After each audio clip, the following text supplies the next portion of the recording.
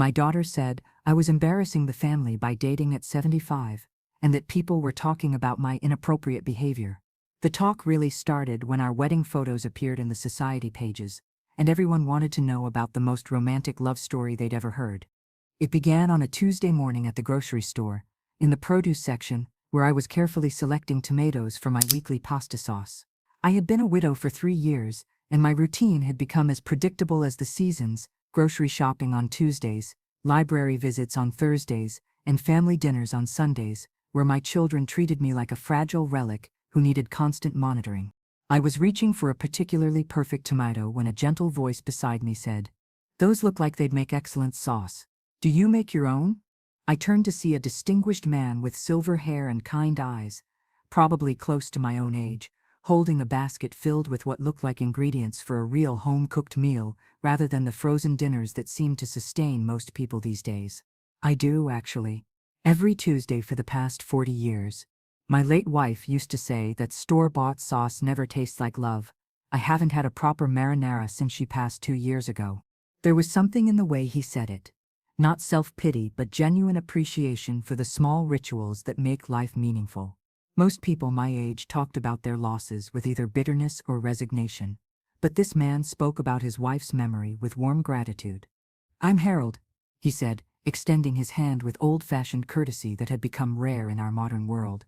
"Betty, and your wife was absolutely right about store-bought sauce." But what happened next was something I hadn't experienced in decades. As we talked about cooking and family recipes, I felt something I thought had died with my husband Frank 3 years earlier: genuine interest in another person, curiosity about their thoughts and experiences, and the particular kind of energy that comes from meeting someone who truly listens when you speak. Harold had been a high school English teacher for 40 years, retiring the same year his wife Eleanor lost her battle with cancer. He had 3 adult children who lived in other states and visited twice a year. Grandchildren he saw mainly through FaceTime calls, and a large house that felt too empty for one person but too full of memories to leave. "I've been thinking about taking a cooking class," he said as we moved toward the checkout lines. "Learning to make some of the dishes Eleanor used to prepare. But most of the classes I've seen are aimed at young couples or busy professionals. There's a senior center downtown that offers cooking workshops." I found myself saying, though I'd never attended one myself, "Maybe we could, if you're interested in learning traditional recipes." "Betty, would you like to have coffee sometime? I'd love to continue this conversation about cooking and, well, about anything else you'd like to discuss." Coffee.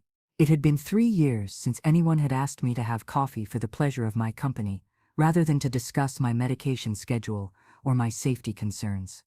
"I'd like that very much, Harold." We exchanged phone numbers, and he called the next evening to arrange our first coffee date. As I hung up the phone, I caught myself smiling in a way I hadn't in years, not the polite, patient smile I used with my children, but the genuine expression of happiness that comes from having something to look forward to. But when I mentioned my coffee date to my daughter Susan during our weekly phone call, her reaction was immediate and harsh. "Mom, you barely know this man. Meeting strange men in grocery stores isn't safe for someone your age." Someone your age. As if being 75 meant I'd lost the ability to judge character or make decisions about my own social life. "Susan, we're meeting for coffee in a public place. It's not exactly a dangerous situation." "Mom, I'm just worried about people taking advantage of you. There are men who specifically target elderly widows, and you're very trusting." Elderly widows. Target. The language she used made me sound like a helpless victim rather than a competent adult who had managed her own life successfully for decades. "Harold seems like a gentleman, Susan. We had a lovely conversation about cooking and family." "That's exactly what concerns me, Mom. These predators know how to seem charming and trustworthy. They find out about your interests and tell you what you want to hear." Predators. She was describing a pleasant conversation with a widower in the produce section, as if I'd been approached by a criminal in a dark alley. But what Susan said next was what really revealed her attitude toward my autonomy. "Mom, maybe you should wait and let us meet him first. David and I could take you all out to dinner, just to make sure he's appropriate company for you." Appropriate company. As if I needed my children's approval for my friendships. As if their judgment was more reliable than my own 75 years of experience with people. "Susan, I appreciate your concern, but I'm perfectly capable of determining who I want to spend time with." "Mom, Please don't be stubborn about this. We just want to protect you. Protect me from what? From having interesting conversations with someone who shared my interests? From feeling like a woman rather than just someone's aging mother? From experiencing the possibility that life might still hold surprises and pleasures? As I prepared for my coffee date with Harold, I realized that my children's concern wasn't really about my safety. It was about their comfort with the image they'd created of me as a predictable, manageable widow whose life revolved entirely around family obligations and medical appointments. But Harold had reminded me that I was still Betty, not just mom or grandma, and that version of myself deserved to have coffee with interesting people who appreciated her company. What I didn't anticipate was how much that simple coffee date would challenge everyone's assumptions about what 75 was supposed to look like. Our first coffee date lasted 3 hours. Harold and I talked about books, travel, the children we'd raised, the spouses we'd lost, and the dreams we'd put aside for responsibilities. When he walked me to my car, he asked if I'd like to have dinner sometime, and I said yes without hesitation. The dinner date lasted 4 hours. We discovered we both loved old movies, classical music, and gardening. Harold had traveled extensively during summers off from teaching, and his stories about exploring small villages in Italy and France made me remember my own abandoned dreams of seeing the world beyond the boundaries of family obligations. By our third date, I was applying makeup more carefully than I had in years and choosing my clothes with the kind of attention I'd forgotten I possessed. Harold complimented my appearance with the genuine appreciation of someone who truly saw me, not just the polite acknowledgments I'd grown accustomed to from people who interacted with me primarily as someone's mother or grandmother. But when Susan called for our weekly check-in, and I mentioned that Harold and I had been to the theater together, her concern escalated to something approaching panic. "Mom, you've seen this man 3 times in 2 weeks. Don't you think you're moving a little fast?" Moving fast. As if I were a teenager who might make impulsive decisions about relationships, rather than a mature woman who understood exactly what she was looking for in a companion. "Susan, we enjoy each other's company. There's nothing inappropriate about spending time together. But Mom, what do you really know about him? Have you asked about his financial situation, his health status, his family background?" She was interviewing Harold as if I were hiring an employee, rather than enjoying the company of someone who made me laugh and think and remember what it felt like to be interesting to another person. "Harold is a retired teacher, Susan. We're not entering a business partnership. Mom, I'm just saying that people can be deceptive. He might be after your money, or looking for someone to take care of him, or he might be a lonely widower who enjoys having intelligent conversations with someone who shares his interests." But what Susan said next revealed the real source of her discomfort. "Mom, it's just that people are starting to talk. Mrs. Henderson mentioned seeing you at the theater with a man, and she seemed surprised. People are starting to talk." There it was, the real issue. Not my safety or well-being, but the family's concern about what other people thought of a 75-year-old widow who had rediscovered her interest in male companionship. "What exactly are people saying, Susan?" "Just that, well, that it seems unusual for someone your age to be dating." Unusual. The word hung in the air like an accusation. It was unusual for someone my age to apply lipstick before leaving the house. Unusual to buy new dresses. Unusual to laugh genuinely at someone else's jokes. Unusual to feel attractive and appreciated and alive. "Susan, what would you prefer I do with the rest of my life? Sit alone in my house, visiting doctors and waiting for family phone calls?" "Mom, that's not fair. We visit you, we call regularly, we include you in family events. You check on me, Susan. There's a difference between being visited and being included, between being checked on and being valued for who I am rather than just the role I play in your lives." The silence that followed told me she'd never considered that distinction. But what happened during Harold's and my 4th date was what really shook my family's assumptions about appropriate behavior for women my age. Harold had suggested we drive to the lake for a picnic, something I hadn't done in years. He arrived with a basket filled with homemade sandwiches, fresh fruit, and a bottle of wine. Not the sweet, weak wine that people often assumed elderly women preferred, but a good red that he'd chosen because he'd listened when I mentioned my preferences. We spent the afternoon sitting by the water, talking about our childhoods, our careers, our hopes for whatever years remained to us. Harold told me about his dream of visiting Ireland, the country his grandparents had left behind. I told him about my secret wish to learn to paint, something I'd always wanted to try but had never made time for, amid the demands of raising children and managing a household. As the sun set, Harold took my hand, the first time anyone had held my hand with romantic intent in 3 years, and said, "Betty, I need to tell you something. I haven't felt this happy since Eleanor died. You've reminded me that life can still hold surprises and joy. You've reminded me that I'm still a woman, not just a mother and grandmother. Would you like to have dinner tomorrow night? I'd like to cook for you this time." I'd love that. But as Harold leaned in to kiss me goodnight, a gentle, respectful kiss that nonetheless carried the unmistakable promise of romance, I saw Mrs. Patterson from down the street, walking her dog and staring at us with the scandalized expression of someone witnessing inappropriate public behavior. By Sunday morning, my phone was ringing with calls from all 3 of my children, each having received reports of my concerning behavior from various neighborhood sources. The intervention was about to begin. David arrived first, followed by Susan and then Michael, my youngest.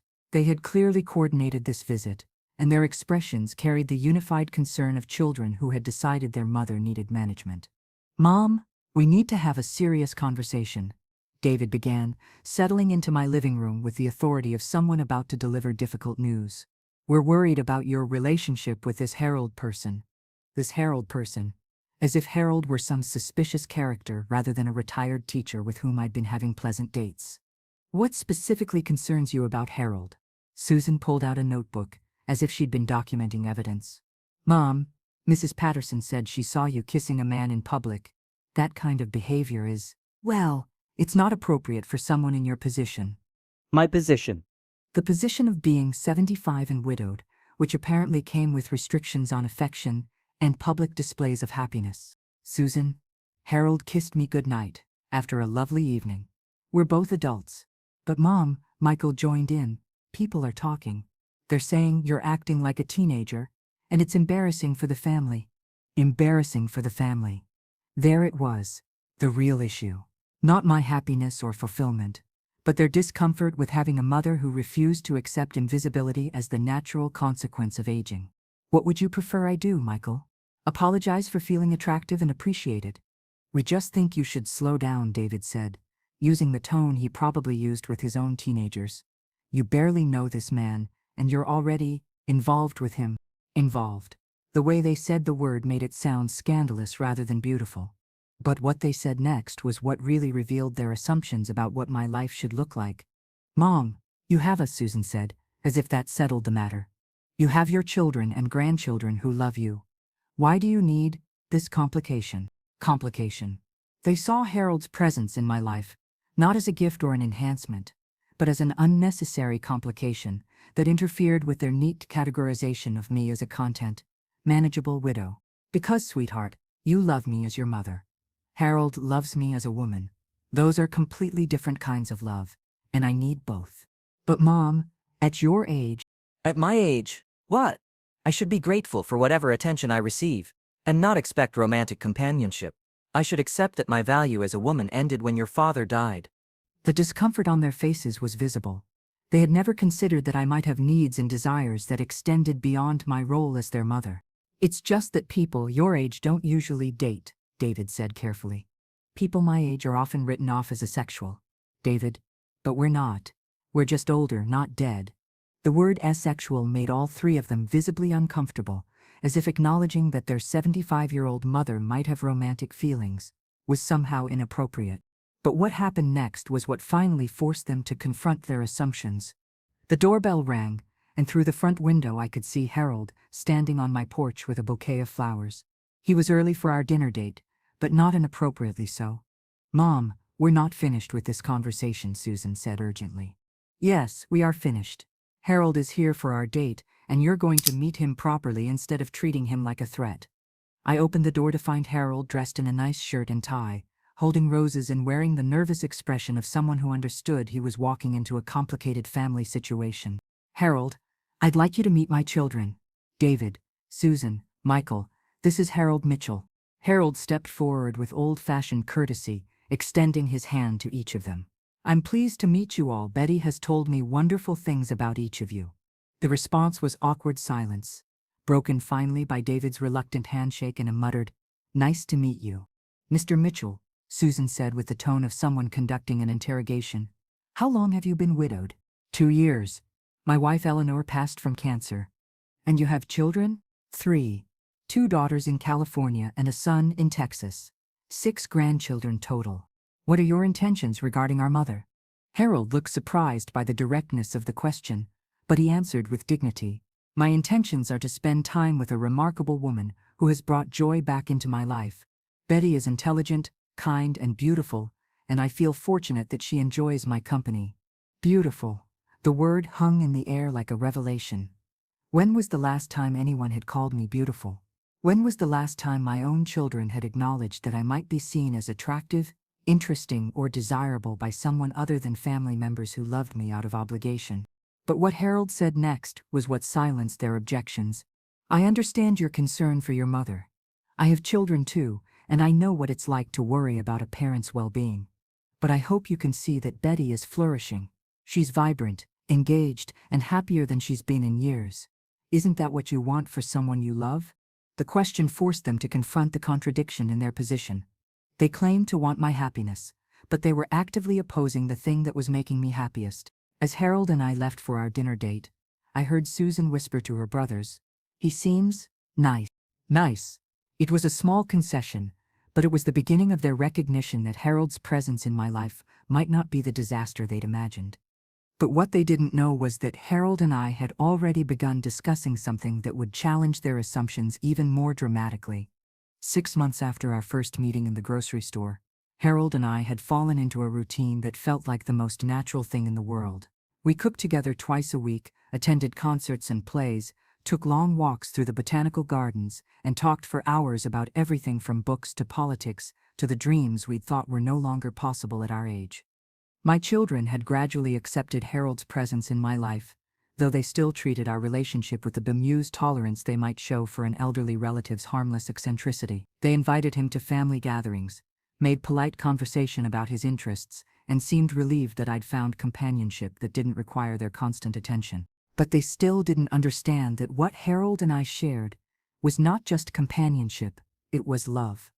Real, passionate, transformative love that had caught us both by surprise with its intensity and depth. The realization came during a quiet evening in Harold's living room, where we were reading together, something we'd started doing because we both missed having someone to share books with. Harold was reading aloud from a collection of poetry, and when he looked up and saw me watching him with what must have been obvious affection, he set down the book and said, "Betty, I need to tell you something." What is it? "I'm falling in love with you. I know that might sound foolish at our age, but it's true. You've brought light back into my life in ways I thought were no longer possible." "Harold, it doesn't sound foolish at all, because I'm falling in love with you too." We were both crying as we kissed, overwhelmed by the unexpected gift of finding love again when we'd assumed that chapter of our lives was permanently closed. But what Harold said next was what would shock my family and challenge everything they thought they knew about late-life relationships. "Betty, I want to ask you something, and I want you to think carefully before you answer." "What is it?" Harold got up from the sofa and walked to his bedroom, returning with a small velvet box that made my heart race with possibilities I thought I'd outgrown. "Betty Morrison, you have made me happier than I ever expected to be again. Would you do me the honor of becoming my wife?" The ring was beautiful, not ostentatious, but elegant and timeless, chosen by someone who understood my taste perfectly. But more than the ring, it was the question itself that took my breath away. At 75, I was being proposed to by a man who saw me not as a convenient companion, but as someone worth making a permanent commitment to. "Yes, Harold. Yes, absolutely yes." As he slipped the ring onto my finger, I felt something I hadn't experienced since I was young. The thrilling anticipation of a future that held wonderful unknowns rather than just predictable routines. But I knew that telling my children about our engagement would require careful planning. The next Sunday, I invited all 3 children and their families for dinner, mentioning that Harold would be joining us and that we had something important to share. They arrived with the expectant expressions of people who assumed they were about to hear about some minor development in their mother's friendship. After dinner, as we gathered in the living room, Harold took my hand and I felt the ring on my finger like a talisman of courage. "Children, Harold and I have something wonderful to tell you." "Mom, you're not moving in together, are you?" Susan asked with barely concealed alarm. "Actually, we're getting married." The silence that followed was so complete that the ticking of the grandfather clock sounded like thunder. David was the first to find his voice. Married?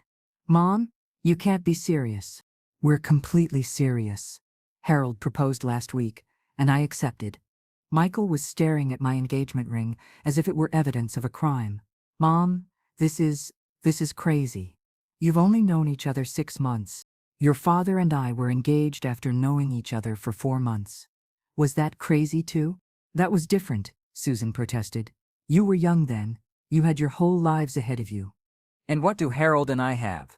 Half-lives? Quarter lives? Time that doesn't count because we're older? But what they said next revealed the depth of their resistance to seeing me as anything other than their aging mother. Mom, what's the point of getting married at your age? David asked with genuine confusion. You're both financially secure, you enjoy spending time together. Why complicate things with marriage? The point is if love needed to justify itself with practical considerations, as if the desire to make a public commitment to someone was somehow invalid after a certain age. The point, David, is that Harold and I love each other and want to spend whatever time we have left as husband and wife. The point is that love doesn't have an expiration date. But what about practical considerations? Susan asked, shifting into problem-solving mode. Estate planning, medical decisions, inheritance issues. Marriage complicates all of that. Marriage doesn't complicate love, Susan. It celebrates it. Harold, who had been listening to this exchange with growing concern, finally spoke up. I can see that this news is overwhelming. Maybe I should give you all some time to process this privately. No, Harold, I said firmly. This is your family now too, and they need to understand that we're not asking for permission. We're sharing our joy with people we hope will celebrate with us. But what happened next was what finally forced them to confront their assumptions about what was appropriate for people our age. My 6-year-old granddaughter Emma, who had been quietly listening to the adults argue, suddenly spoke up with the clarity that only children possess. Grandma Betty, are you happy? Yes, sweetheart. I'm very happy. And do you love Harold? Yes, I do. Then why is everyone mad about it? When people love each other and want to get married, isn't that good? Out of the mouths of babes. Emma had cut through all the practical objections and social concerns to the essential truth. Love is good regardless of age, and marriage is a celebration of love. The adults in the room looked embarrassed as they realized they'd been arguing against their mother's happiness based on nothing more than their discomfort with challenging age-related stereotypes. Mom, Susan said quietly, I think we've been unfair. If Harold makes you happy, then we should be happy for you. We just want to make sure you're making the right decision, David added, though his tone had softened considerably. The right decision is the one that fills my life with love, respect, and joy. Harold does all of that. As the evening ended and my children grudgingly offered their congratulations, I realized that planning our wedding would be about more than just celebrating Harold's and my love. It would be about proving to everyone who thought we were too old for romance that love stories don't end at 70. Sometimes, that's when the most beautiful chapters begin. Planning a wedding at 75 turned out to be both simpler and more complicated than I had expected. Simpler because Harold and I knew exactly what we wanted, an elegant celebration that honored our love without trying to recapture our youth. More complicated because every vendor, family member, and friend seemed to have opinions about what was appropriate for people our age. Are you sure you want a real wedding dress? The bridal consultant asked with barely concealed skepticism. Most women your age prefer something more understated, a nice suit perhaps, or a simple dress in a neutral color. Most women my age. As if reaching 75 meant I'd lost the right to wear white, to feel beautiful on my wedding day, to celebrate my marriage with the same joy and ceremony that younger brides took for granted. I want a wedding dress, I said firmly. Something elegant and age-appropriate, but definitely a wedding dress. The dress we eventually found was perfect, champagne-colored silk with delicate beading, sophisticated without being matronly, beautiful without trying to make me look 30 years younger. When I tried it on, I felt like a bride, not like someone playing dress-up in clothes meant for younger women. But the real challenge came from my children, who seemed to view our wedding planning as an extended opportunity to express their concerns about our rushed decision. Mom, do you really need a reception for 200 people? Susan asked during one of our planning sessions. Wouldn't something smaller and more intimate be more appropriate? More appropriate. That phrase had become the constant refrain of everyone who couldn't understand why Harold and I wanted to celebrate our love with the same joy and ceremony that any couple would want. Susan, Harold and I have friends, colleagues, neighbors, and family members who want to celebrate with us. Why should we deny them that opportunity just because we're older than typical newlyweds? It's just that some people might think it's excessive. Some people might think a lot of things, sweetheart. But this is our wedding, and we want it to be a real celebration. Harold had been dealing with similar resistance from his own children, who had flown in for the wedding with expressions that suggested they were attending a funeral rather than a celebration. Dad, the hotel ballroom seems awfully fancy, his daughter Margaret observed during our final planning meeting. Are you sure you wouldn't prefer something more low-key? Low-key. Another euphemism for the kind of subdued, apologetic celebration that society expected from people our age who had the audacity to fall in love and want to get married. Margaret, your mother and I had a small, simple wedding 43 years ago because we couldn't afford anything elaborate. Now I can afford to give Betty the kind of wedding she deserves, and I intend to do exactly that. But what happened on our wedding day was what finally silenced all the critics and skeptics. The morning of our wedding, I woke up with the same nervous excitement I'd felt on my first wedding day 50 years earlier. My daughters arrived to help me get ready, and despite their initial reservations about our marriage, they threw themselves into the preparations with genuine enthusiasm. Mom, you look absolutely radiant, Susan said as she helped me with my veil, a family heirloom that had belonged to my grandmother and that I'd worn at my first wedding. You really do, David's wife added. I've never seen you look so happy. The photographer we'd hired captured every moment of the preparation, the laughter as we struggled with my jewelry, the tears as I looked at myself in the full-length mirror, the moment when Harold called to tell me he couldn't wait to see me at the altar. When the limousine arrived to take us to the church, a small crowd of neighbors had gathered to see the bride. Mrs. Patterson, who had been so scandalized by our public displays of affection, was standing at her front gate with tears in her eyes. Betty, you look like a fairy tale, she called out, and I realized that our love story had transformed even the harshest critics into believers in the possibility of late-life romance. But the most magical moment came when I walked down the aisle and saw Harold waiting for me at the altar. He was wearing a classic black tuxedo that made him look distinguished and handsome, but it was the expression on his face that took my breath away. He was looking at me with the same wonder and love that I'd seen in young grooms, proving that the capacity for romantic awe doesn't diminish with age. As I walked toward him, I was aware of the 200 guests who had come to celebrate with us, friends from our teaching careers, neighbors who had watched our courtship with growing approval, family members who had come to understand that love stories don't have age limits, and strangers who had been inspired by our example to reconsider their own assumptions about late-life romance. The ceremony itself was traditional but personalized, including readings about love that endures, music that Harold and I had chosen together, and vows that we had written ourselves to reflect our unique circumstances. Betty, Harold said, his voice strong and clear, you came into my life when I thought the best parts were over. You've taught me that love doesn't end with loss, that joy can be rediscovered, and that the future can hold surprises more wonderful than anything we've experienced in the past. I promise to love you, cherish you, and adventure with you for all the days we have left. My own vows were equally heartfelt. Harold, you've reminded me that I'm not just a mother and grandmother, but a woman capable of inspiring love and feeling passion. You've shown me that 75 is not the end of the story, but the beginning of a new chapter. I promise to love you with the wisdom of my years and the excitement of new discovery. But what happened during the reception was what really proved that our critics had been wrong about everything. The ballroom was filled with laughter, dancing, and celebration that rivaled any wedding I'd ever attended. Our guests ranged in age from 6 to 93, and the joy on their faces was unmistakable. This wasn't a quaint ceremony for elderly people making the best of their remaining years. This was a real wedding celebrating real love. The most moving moment came during the toasts, when Harold's son stood up with tears in his eyes. When Dad first told us he was getting married, I'll admit I was skeptical. I thought he was moving too fast, making decisions based on loneliness rather than love. But watching him and Betty together today, seeing the joy on both their faces, I realize I was completely wrong. What they have is beautiful, inspiring, and real. Dad, Betty, you've taught all of us that love doesn't have an expiration date, and that the courage to pursue happiness is just as important at 75 as it is at 25. The applause that followed was thunderous, and I saw tears in the eyes of people who had come to the wedding with skepticism, but were leaving with inspiration. As Harold and I danced our first dance to The Way You Look Tonight, I was aware of cameras flashing and guests watching with appreciation rather than condescension. We weren't a curiosity or an amusing sideshow, we were a couple celebrating the most important day of our lives. But the real vindication came the next morning, when our wedding photos appeared in the society pages of the local newspaper, with a headline that made me smile: "Love Story Proves Romance Has No Age Limit."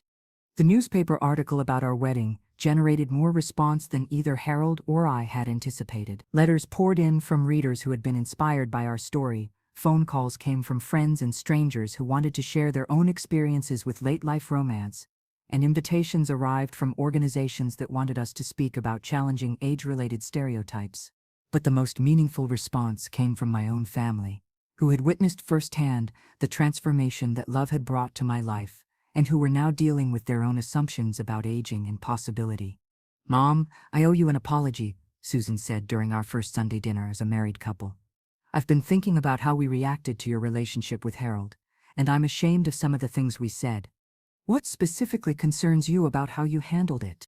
"I think we were treating you like you were too old to make your own decisions about love and marriage. We were so focused on protecting you from potential problems that we forgot to celebrate your happiness." Harold, who was helping me serve dinner in the kitchen that had become our shared space, smiled at Susan's honesty. "The important thing is that you came around to supporting us. Not everyone has been as understanding." That was true. While most people had responded positively to our marriage, we had encountered some resistance from people who seemed uncomfortable with the idea of elderly romance. The senior center where I'd been taking art classes had suggested that bringing Harold to social events might make other widows uncomfortable. The country club where Harold had been a member for 20 years had raised eyebrows when he brought me as his guest to the annual gala. But what surprised us both was how many people had been inspired by our example to reconsider their own assumptions about aging and possibility. Mrs. Mitchell, the young woman at the grocery store, said as she rang up our weekly shopping, "I saw your wedding photos in the paper. My grandmother has been alone for 5 years since my grandfather died, and she keeps saying she's too old to date. I'm going to show her your story." Stories like that became common. People approached us in restaurants, at the theater, in the park during our evening walks, wanting to share how our marriage had influenced their thinking about late-life relationships. The most touching encounter came at the Botanical Gardens, where Harold and I had started volunteering together as tour guides. An elderly man approached us after one of our presentations about the Rose Garden. "I hope you don't mind me asking, but are you the couple who got married and had your photos in the paper?" "Yes, that's us," Harold replied. "I've been widowed for 3 years, and my children keep telling me I should be content with their company, and my grandchildren, but seeing your story made me realize I might be settling for less than I deserve. I've started going to senior dances, and I've met a lovely woman who makes me laugh. We're taking things slowly, but for the first time since my wife died, I feel hopeful about the future." "That's wonderful," I told him. "Never let anyone convince you that love has an expiration date." But the most significant impact of our marriage was on the institutions and organizations that served older adults, who began to recognize that their programming had been based on outdated assumptions about elderly relationships and desires. The senior center that had discouraged me from bringing Harold to social events called 6 months after our wedding to ask if we would be interested in helping them develop programming for older couples. "We've realized that we've been planning activities as if all our members were single, widowed, or in long-term marriages," the director explained. "We hadn't considered that people might be forming new relationships and would want activities that support those connections." Harold and I agreed to help them create a monthly couples night that included dinner, dancing, and social activities designed for people who were dating or newly married later in life. The response was overwhelming. The program had a waiting list within weeks. "I had no idea there were so many people our age who were interested in romance," the activities coordinator told us after the third event. "We've had people drive from 3 counties away to attend these gatherings." The success of the program led to invitations to speak at other senior centers, retirement communities, and organizations that served older adults. Our message was always the same: love doesn't end at 65, 75, or 85. and society's expectations about appropriate behavior for elderly people often limit opportunities for connection and happiness. But perhaps the most rewarding development was the impact our marriage had on our own family's understanding of aging and possibility. My grandson Jake, who was 22 and had been struggling with his own relationship decisions, called to ask if he could visit Harold and me for advice. "Grandma, watching you and Harold get married changed how I think about love. I've been afraid to commit to my girlfriend because I thought marriage was this huge, scary, permanent thing. But seeing how happy you are, how much joy you bring to each other's lives, made me realize that love is actually the least scary thing in the world." "What specifically did our marriage teach you, Jake?" "That love isn't about guarantees or perfect timing or being the right age. It's about finding someone who makes your life better and being brave enough to commit to building something beautiful together." Jake proposed to his girlfriend 2 months later, and at their engagement party he made a toast that brought tears to my eyes. "Harold and Betty taught me that love is always worth the risk, whether you're 25 or 75. They showed me that the best love stories aren't about perfect circumstances, they're about perfect commitment." Harold's grandchildren had similar reactions. His granddaughter Sarah, who was going through a difficult divorce, told us that watching our relationship had given her hope that it was possible to find love again after loss. "I thought my marriage ending meant I'd failed at love," she said during one of our weekly phone calls.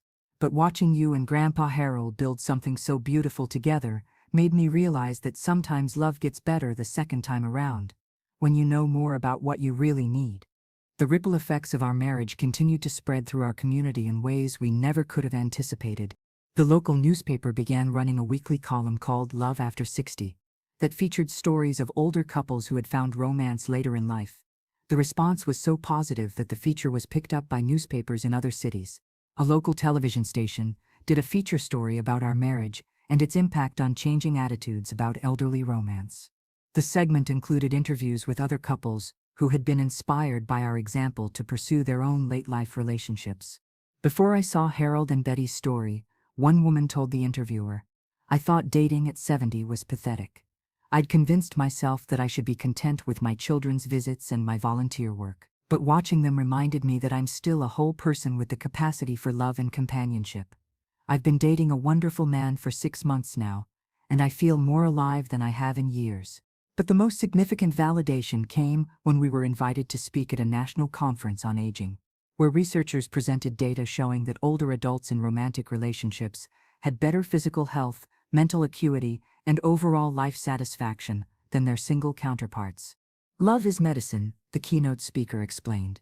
"Romantic relationships provide emotional support, physical affection, intellectual stimulation, and social connection, all factors that contribute to healthy aging." Harold and Betty's story isn't just inspirational, it's a model for how we should be thinking about relationships and aging. As Harold and I sat in the audience listening to researchers validate what we had discovered through experience, I felt a deep sense of satisfaction that our love story had become something larger than our personal happiness. After the conference, a publisher approached us about writing a book about our experience. "Late-life romance is clearly something people are hungry to read about," she explained. "Your story could give hope to thousands of people who think their romantic lives are over."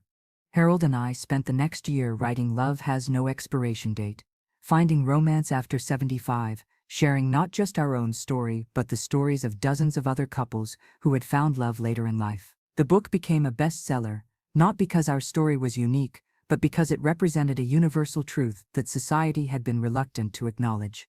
The book tour took us to cities across the country, where we spoke to audiences of older adults who were hungry for permission to pursue romance and younger people who were reconsidering their assumptions about their own aging parents and grandparents. "My mother is 82 and has been alone for 10 years. One audience member told us during a Q&A session. "I've been discouraging her from dating because I thought it was undignified. After hearing your story, I realize I've been protecting my own comfort rather than supporting her happiness." Those were the moments that made everything worthwhile. The recognition that our marriage had given people permission to pursue joy regardless of their age, and that love truly could be a transformative force at any stage of life. As Harold and I celebrated our second wedding anniversary, surrounded by family and friends who had come to understand that our marriage wasn't a late-life consolation prize, but a genuine love story, I reflected on how much had changed since that first meeting in the grocery store. The woman who had been embarrassed by her family's judgment about her inappropriate behavior had become an advocate for the right of older adults to pursue love and happiness without apology. The ridiculous romance that had scandalized my children had inspired thousands of people to reconsider their assumptions about aging and possibility. "Do you ever regret waiting so long to find each other?" Harold asked as we danced at our anniversary party. "No," I replied, "because I think we met at exactly the right time. We both needed to have lived full lives, to have experienced loss and growth and change in order to appreciate what we have together." "And what do we have together?" "We have proof that love stories don't end at 70. Sometimes, that's when they become most beautiful." The dance floor was filled with couples of all ages, including several older couples who had met through the programs we'd helped develop and who were pursuing their own late-life romances with confidence and joy. My daughter Susan approached us as the song ended, her eyes bright with tears of happiness rather than concern. "Mom, Harold, I need to thank you for something." "What's that, sweetheart?" "For teaching me that love is always worth celebrating, regardless of when it happens or what other people think about it. For showing me that the most important thing isn't whether something is appropriate for your age, it's whether it makes you happy and helps you become the best version of yourself." As the evening ended and our guests departed with promises to stay in touch and continue supporting each other's romantic adventures, Harold and I sat on our front porch, holding hands and watching the stars. "You know what the best part of all this has been?" Harold said. "What's that?" "Not just that we've found each other, but that we've helped other people believe they can find love too. We've proved that happiness doesn't have an expiration date." The woman who had been told she was too old for romance had become living proof that love can bloom at any age, that society's expectations about appropriate behavior for elderly people are often more limiting than the aging process itself, and that the most beautiful love stories are sometimes the ones that begin when people are wise enough to appreciate what they've found. Our marriage hadn't just silenced the critics. It had started a movement that challenged fundamental assumptions about aging, love, and the possibilities that remain open throughout our entire lives. And every morning when I woke up next to the man who had seen past my age to the woman I still was, I was reminded that the most powerful response to people who say you're too old for love is to love so beautifully that they can't help but reconsider everything they thought they knew about what's possible at 75. Some love stories end with marriage. The best ones begin there, proving that happily ever after isn't just for fairy tales. It's for anyone brave enough to pursue joy regardless of what other people think is appropriate for their age.